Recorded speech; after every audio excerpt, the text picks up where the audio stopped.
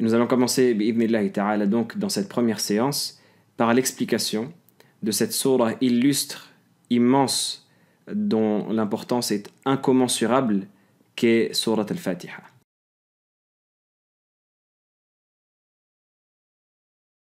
Et on a donc la partie de l'invocation de sourate al-Fatiha qui est Ihdina as-sirat al-mustaqim.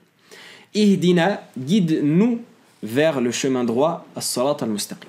Donc tout d'abord, on demande la guider non seulement pour nous-mêmes, mais également pour toute la communauté et pour tous les musulmans. Ce qui montre que sourate al-Fatiha nous enseigne, parmi les enseignements fondamentaux qu'elle nous prodigue, que le croyant s'inscrit dans une communauté. Le croyant n'est pas égoïste. Le croyant n'est pas esseulé. Il n'est pas seul. Il est une part d'une grande communauté qui est la communauté de Muhammad sallallahu alayhi wa sallam, qui est la communauté des croyants, qui est la communauté des monothéistes et des musulmans. Il invoque pour lui, mais il invoque également pour ses frères, parce qu'il fait partie de ce tout sans lequel il ne serait rien. Et le prophète sallallahu alayhi wa sallam ne dit-il pas Al-mu'minu lil-mu'mini kal-bunyan yashuddu ba'duhu ba'da. Le croyant est pour le croyant comme une construction dont les parts se soutiennent entre elles, wa shabbaka bayna asabi'ihi, et il a lié entre ses doigts de telle sorte.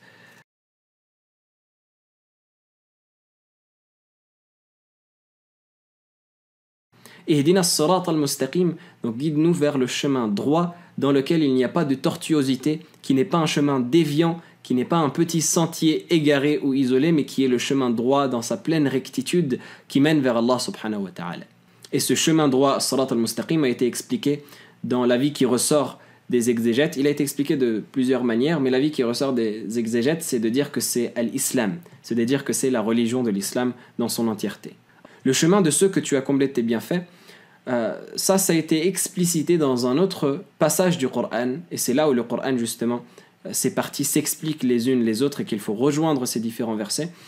Dans le verset où Allah subhanahu wa ta'ala il dit وَمَنْ يُطِعِ اللَّهَ وَالرَّسُولَ فَأُولَٰئِكَ مَعَ الَّذِينَ أَنْعَمَ اللَّهُ عَلَيْهِمْ مِنَ النَّبِيِّينَ وَالصِّدِّيقِينَ وَالشُّهَدَاءِ وَالصَّالِحِينَ وَحَسُنَ أُولَٰئِكَ رَفِيقًا. Et quiconque obéit à Allah et à son messager, ceux-là seront avec ceux qu'Allah a comblés de ses bienfaits. Et il explique qui sont ceux qu'il a comblé de ses bienfaits, minan nabiyyin, parmi les prophètes, wa siddiqin, les véridiques, wa shuhada, les martyrs ou les témoins, wa salihin, et les pieux, wa hasuna ulaika rafiqa, et quelle bonne compagnie que cela. Donc Allah subhanahu wa ta'ala nous indique que cette compagnie-là et cette catégorie de personnes qu'il a comblées de ses bienfaits sont ces personnes qu'il a mentionnées. Une question subsiste pourtant qui est de savoir pourquoi est-ce qu'Allah subhanahu wa ta'ala nous ordonne de demander la guidée en demandant de nous guider vers le chemin de ces gens-là.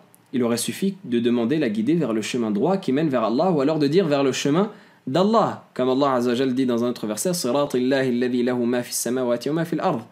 le chemin d'Allah qui a tout ce qu'il y a dans les cieux et dans la terre. Donc pourquoi est-ce qu'on ne demande pas à être guidé vers le chemin d'Allah, mais on demande à être guidé vers le chemin de ceux qui ont été comblés de bienfaits par Allah subhanahu wa ta'ala. Ça nous montre encore une fois que l'islam c'est une religion qui est communautaire. Tu n'es pas seul.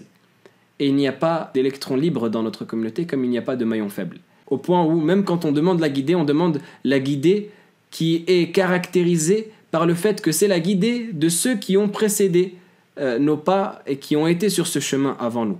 Donc on demande d'être guidé sur leur chemin pour montrer qu'il y a cette liaison-là, même entre les générations, et qui est fondamentale.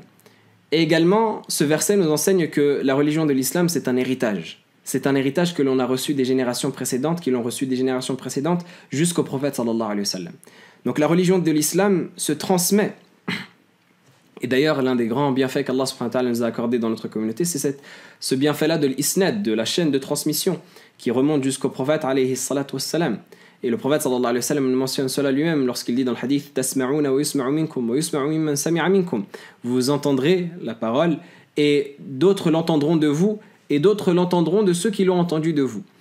Donc le prophète sallallahu alayhi wa sallam mentionne qu'il y a cette transmission-là, cet héritage, ce qui nous enseigne qu'on ne peut pas faire bande à part dans le patrimoine islamique. L'islam est un patrimoine, l'islam est un héritage qu'on doit absolument recevoir comme tel des générations précédentes, et on n'a pas à inventer un nouvel islam, on n'a pas à se distinguer par un nouvel islam. On doit suivre l'islam qui est l'islam qui nous a été légué par les générations précédentes et ne rien y modifier comme ils n'y ont rien modifié, comme ceux d'avant n'ont rien modifié jusqu'à l'avoir reçu du prophète alayhi salatu wassalam. Mais en tout cas, l'islam ne peut être falsifié, on ne peut pas apporter un nouvel islam, comme on ne peut pas apporter un islam qui va être spécifique à tel ou tel pays, un islam de tel pays, un islam de tel pays. C'est l'islam dans son entièreté qui est un héritage qu'on a reçu des générations précédentes et donc qu'on doit adopter comme on l'a reçu, parce que c'est le chemin de ceux qu'Allah a comblés de ses bienfaits. Et si on ne suit pas ce chemin-là, eh bien on ne suit pas l'islam véritablement. Et c'est ce qu'Allah subhanahu wa ta'ala mentionne dans le verset où il dit وَمَنْ يُشَاقِقِ الرَّسُولَ مِنْ بَعْدِ مَا تَبَيَّنَ لَهُ الْهُدَى وَيَتَّبِعْ غَيْرَ سَبِيلِ الْمُؤْمِنِينَ نُوَلِّهِ مَا تَوَلَّى وَنُصْلِهِ جَهَنَّمَ وَسَاءَتْ مَصِيرًا. Et quiconque fait scission avec le messager après que la guidée lui soit venue et lui soit exposée, et qui suit un autre chemin que le chemin des croyants, eh bien nous le tournerons vers ce vers quoi il s'est tourné et nous le ferons goûter au supplice de l'enfer. Et quelle mauvaise destination. Donc le prophète sallallahu alayhi wa sallam nous a légué cet héritage à travers les générations qui se sont suivies ensuite de ceux qu'Allah subhanahu wa ta'ala a comblé ses bienfaits, et on doit le prendre comme tel. Et c'est ce que ce verset nous enseigne, Surat al-ladhina an'amta alayhim, le chemin de ceux que tu as comblés de tes bienfaits, pour dire que c'est leur chemin et ce n'est pas un autre chemin que nous aurions inventé, qui n'est pas le chemin de cet héritage que nous avons reçu.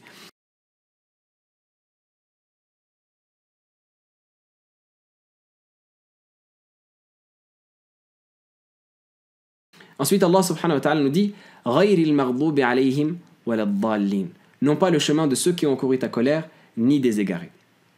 Al-Imam Ahmad rapporte dans son Musnad du compagnon Adi ibn Hatim un hadith qui est authentique sans aucun doute, du prophète sallallahu alayhi wa sallam, qu'il dit à Adi إِنَّ الْمَغْضُوبَ عَلَيْهِمْ الْيَهُودِ وَإِنَّ الضَّالِّينَ النَّصَارَى.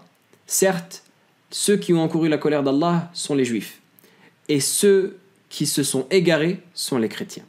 Donc ce hadith nous rapporte sans équivoque la définition et l'explication de ce verset-là. C'est un hadith qui est authentique, qui est rapporté du prophète alayhi salatu wassalam, dans lequel il explique lui-même sallallahu alayhi wa sallam la signification de ce verset-là. Donc ceux qui ont encouru la colère d'Allah, ce sont les juifs, et ceux qui se sont égarés, ce sont les chrétiens. Mais la question qui nous reste à poser, c'est pourquoi? Et pourquoi est-ce qu'Allah subhanahu wa ta'ala mentionne cela? Parce que si Allah azza wa jalla nous cite cela, c'est évidemment pour ne pas les prendre en exemple et faire en sorte de ne pas suivre leur chemin, mais plutôt de suivre le chemin de ceux qui ont été comblés par les bienfaits d'Allah. Donc Allah Azza wa Jalla nous fait le distinguo entre le chemin à suivre et le chemin à ne pas suivre pour compléter la clarification. Parce que la clarification la plus claire, c'est d'apporter ce qu'on doit faire et ce qu'on ne doit pas faire. On peut clarifier une chose en disant tu dois faire ceci et cela. Mais si je dis tu dois faire ceci et cela et tu ne dois pas faire ceci et cela, eh bien c'est encore plus clair, parce que ça montre exactement ce qui doit être accompli et ce qui ne doit pas être accompli. Donc Allah subhanahu wa ta'ala ici nous mentionne le chemin de ceux qui ont couru sa colère et des égarés pour ne pas qu'on le suive. Donc quelles sont les caractéristiques qui ont fait que ces générations précédentes, qui sont les juifs et les chrétiens, ont mérité ces attributs-là par lesquels Allah subhanahu wa ta'ala les qualifie dans son verset? Eh bien, al-Maghdub alayhim, ceux qui ont encouru la colère d'Allah, ils l'ont encouru parce qu'ils ont connu la science, ils l'ont apprise, mais ils ne l'ont pas pratiquée. C'est-à-dire qu'ils avaient la connaissance, ils avaient le savoir, mais ils ne l'ont pas mise en pratique. Et c'est pour cela qu'Allah subhanahu wa ta'ala a abattu sa colère sur eux. Quant aux chrétiens, c'est parce qu'ils ont pratiqué sans avoir la connaissance et le savoir. Au contraire, au lieu d'avoir la connaissance et de ne pas pratiquer, eux, ils ont voulu pratiquer, mais ils n'avaient pas la connaissance et le savoir. Et ils ont pratiqué des choses qu'Allah subhanahu wa ta'ala ne leur avait pas demandé parce qu'ils ont pratiqué avec ignorance.